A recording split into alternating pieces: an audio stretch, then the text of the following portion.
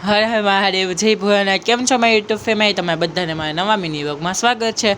તો ફેમિલી, આજે જવાનું છે આપણે ગોળા ખાવા. તે આપણે તો અહીંયા બેસી ગયા હતા હજી વાતે, અને પછી તો આ ઢીંગરી હતી, આ ઢીંગરીમાં ગરમો આવી હતી, તેનું માથું વિખાઈ ગયું હતું. ને પછી તો અહીંયા અંદર જોવા ગઈ તો બીજી ઢીંગરી અહીંયા તૈયાર થતી હતી, અને પછી તૈયાર થઈ ગઈ તો બધા ઉપડી ગયા હતા. ગોળા ખાવા હતું ને ગોળા ખાવા જવાનું હતું, એટલે આપણે પોગી ગયા હતા ઉમા ખોડેમાં ગોળા ખાવા. અને જો અહીંયા બધા વાતે બેસી ગયા છે કે ક્યારે આપણે ગોળો આવે, પણ પહેલાં બધા કે આપણે નક્કી કરી લઈએ પછી ગોળાની વાત જોઈએ.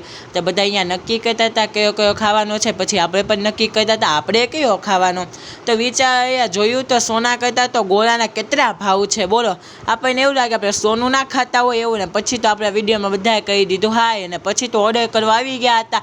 તો બધા તો હવે એક પછી એક બોલવા માંડ્યા હતા કે કોને કેવો ગોળો ખાવો છે. અને પછી તો આ બે ઢીંગલીઓનો ગોળો આવી ગયો હતો, તો બે ઢીંગલીઓ પણ ખાવા મળ્યું હતી. બે સરી ગોળો મંગાવેલો હતો. કોને કોને સરી ગોળો ભાવે મારી જેમ કહી દે જોવો.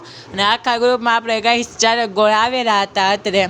અને પછી તો જોવો ગાઈસ, આપણે નજર મારતા હોય કે આપણો ગોળો ક્યાં પોગેલો છે. તો આપણો ગોળો તો બસ હવે ડ્રાયફ્રૂટ જ નાખવાના બાકી હતા. ને આ ગોળા ખાવાથી આપણું ગળું પણ નથી પકડાતું, કારણ કે આ શેકેત વગરના છે, આ ચાસણીથી બનેલી છે અત્રે.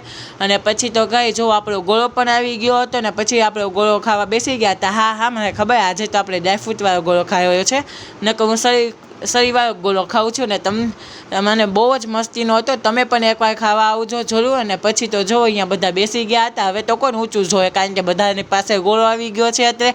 અને પછી તો ગાઈસ આવતીકાલથી આપણે આંતરિકવાળો વિડીયો આવશે, કારણ કે આવતીકાલથી આપણે આંતરિકની પરીક્ષા શરૂ થાય તો આંતરિકવાળો વ્લોગ આવશે. ને આજે મોડો આવ્યો હતો કારણ કે આપણે ગોળા ખાવા ગયા હતા. અને મળીએ જવા નવા મિની વ્લોગ સાથે. તો ઘરે જાઓ, ગુડ નાઇટ અને જય ભોળાનાથ.